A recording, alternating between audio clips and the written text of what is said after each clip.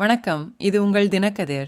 மதுரையில் நடைபெற்ற நிகழ்ச்சியொன்றின் போது இளைஞர் நலன் மற்றும் விளையாட்டு மேம்பாட்டுத்துறை அமைச்சர் உதயநிதி ஸ்டாலின், நடிகரும் அரசியல்வாதியுமான விஜய் நடத்தும் மாநாட்டிற்கு திமுக எதிர்ப்பு இல்லை என்று தெளிவுபடுத்தினார்.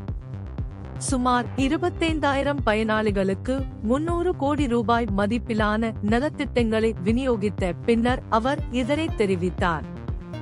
லோக்சபா தேர்தலில் 40 தொகுதிகளிலும் வெற்றி பெற்ற கட்சி மற்றும் அதன் கூட்டணி கட்சிகள் உட்பட திமுகவின் அரசியல் வெற்றிக்கு திமுக ஆட்சிக்கு மக்கள் அளித்த அங்கீகாரமே காரணம் என்று உதயநிதி கூறினார்.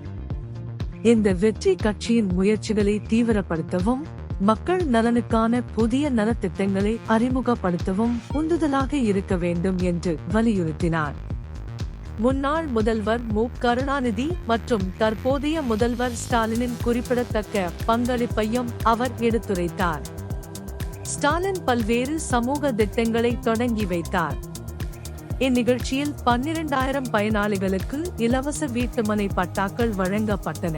அதே நேரத்தில் 1013 சுயஉதவி குழுக்களைச் சேர்ந்த ஆயிரக்கணக்கான பெண்கள் வங்கிக் கடன்களை பெற்றனர். இந்நிகழ்ச்சியில் அமைச்சர்கள் பழனிவேல் தியாகராஜன், பி. மூர்த்தி மற்றும் பிற அதிகாரிகளும் கலந்து கொண்டு உள்ளூர் மக்களின் வாழ்க்கையை மேம்படுத்தும் நோக்கில் பல அறிவிப்புகளை வெளியிட்டனர். மதுரை மற்றும் தென் மாவட்டங்களில் செயல்படுத்தப்படும் நலத்திட்டங்கள் குறித்து உதயநிதி, மகளிர் சுய உதவிக்குழுக்களுக்கு வங்கிக் கடன், தொழில் உற்பத்தி, சந்தைப்படுத்தல் தொடர்பான பயிற்சிகள் தொடர்ந்து அளிக்கப்பட்டு வருகின்றன.